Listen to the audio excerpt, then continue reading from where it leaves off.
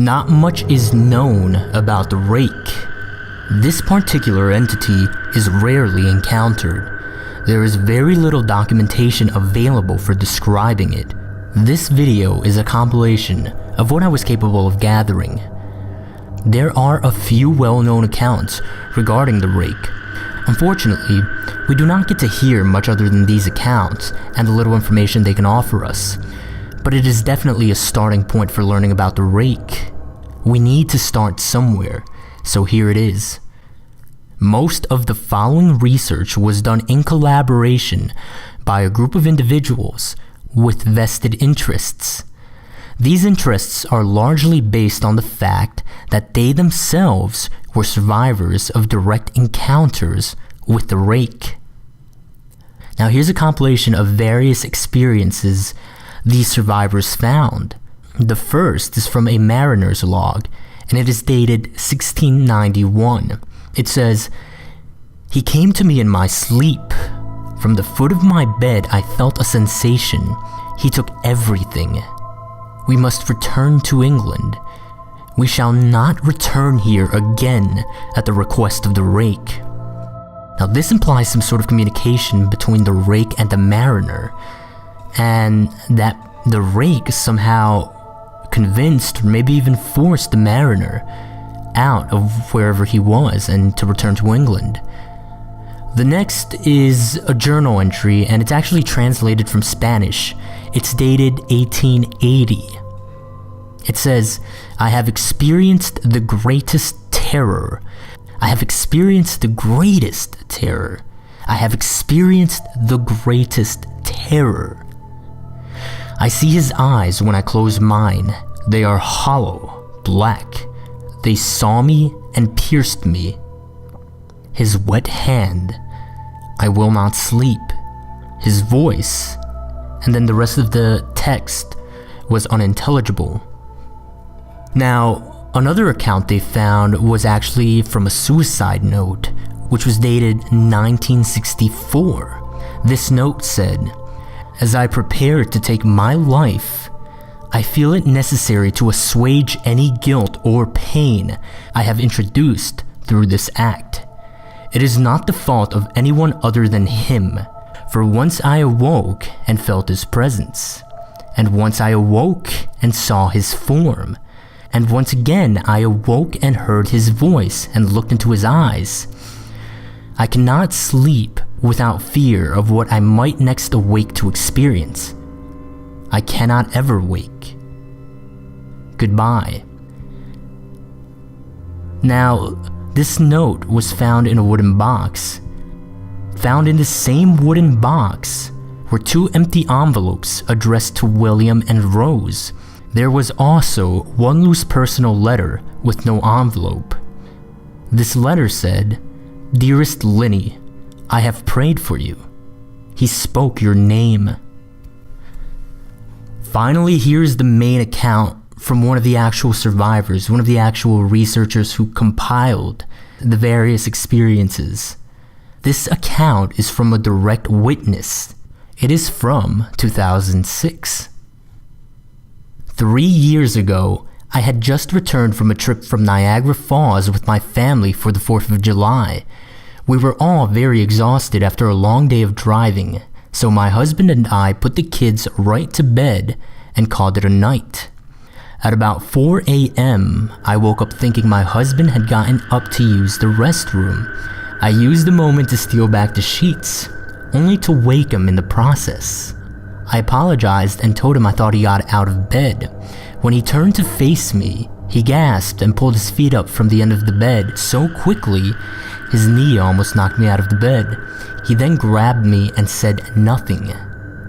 After adjusting to the dark for a half second, I was able to see what caused the strange reaction.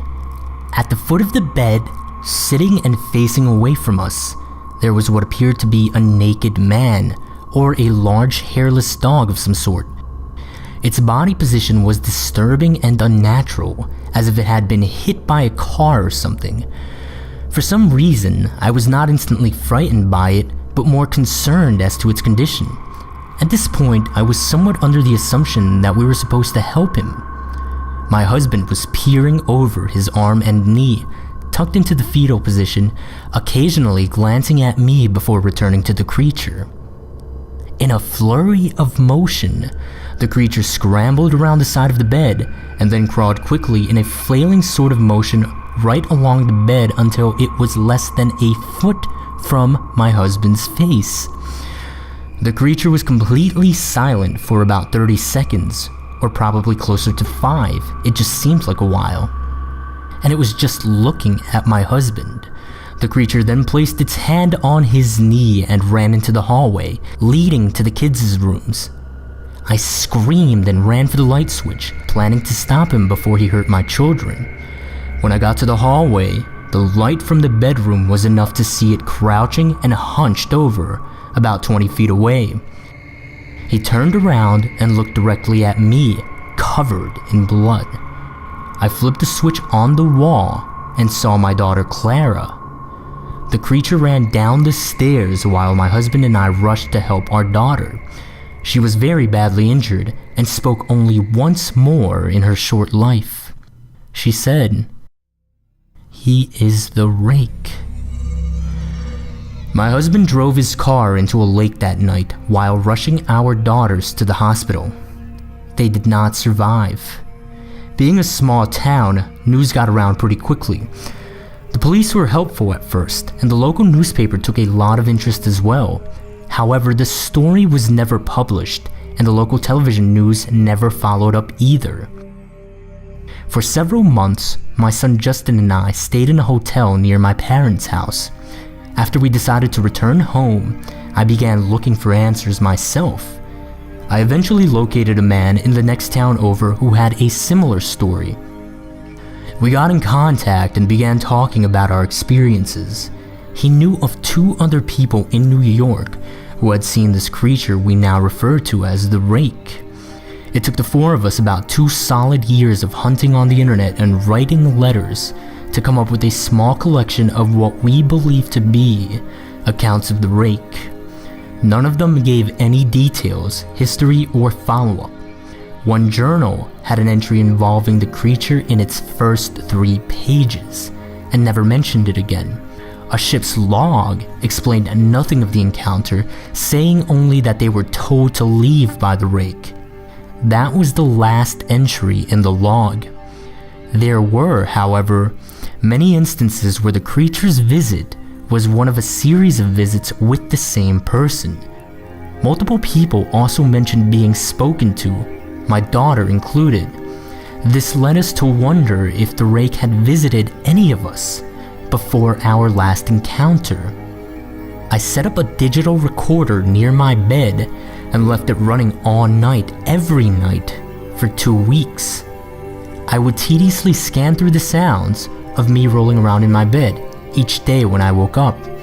By the end of the 2nd week, I was quite used to the occasional sound of sleeping while blurring through the recording at 8 times the normal speed.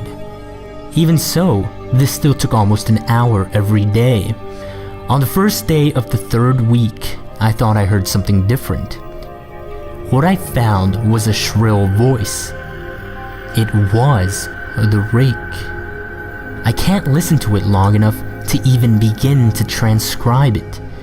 I haven't let anyone listen to it yet.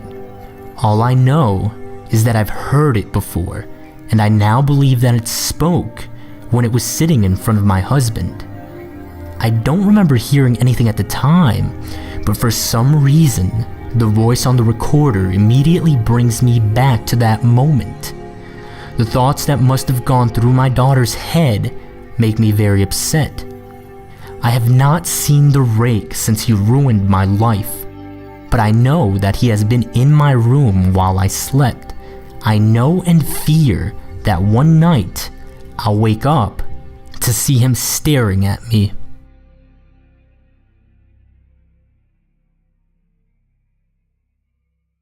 Beyond these accounts and the compilation of these experiences, there is very little information regarding the Rake, except for a few other things. The first is a strange will that was left by a woman named Miss Elizabeth Bellow. Now, she left behind a video, and in her will, she had it stated explicitly that her family's inheritance not be released until they saw this video in its entirety.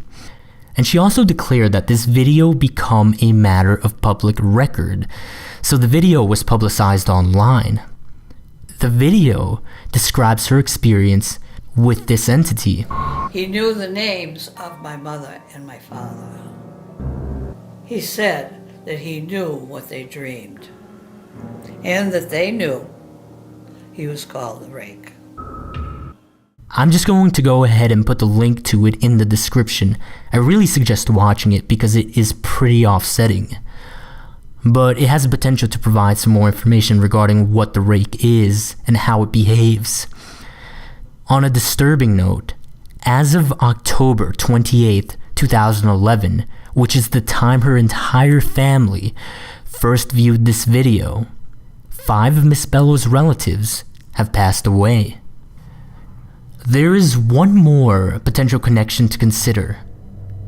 The Rake may have some sort of connection to the Slender Man, or the Slender Man may have some sort of connection to the Rake. The hypothesis here comes from Sigma radiation. Sigma radiation is a strange energy signature that was found in the bloodstream of victims of the Rake. This very same energy signature was found in a cloth left behind at the scene of one of Slender Man's victims. This energy signature has never in history been encountered before. In fact, radiation might be a misnomer because it isn't radiation as we know it.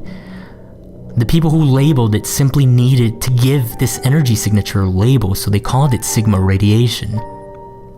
Beyond this, there is not much known about this relationship or this connection between the Slender Man and the Rake. But it is definitely something that needs to be kept in mind and probably will need further research and investigation. So as you can see, we currently have very little to go on. The connections to Slender Man seem to be the most recent data gathered about the Rake. Perhaps further investigation into this relationship will yield useful information. However, anyone doing any such investigation should remain cautious. We do not know exactly how or why these beings behave the way that they do, but if we seek to prevent further dangers and prevent further victimization, then we must push forward in our exploration of this phenomenon.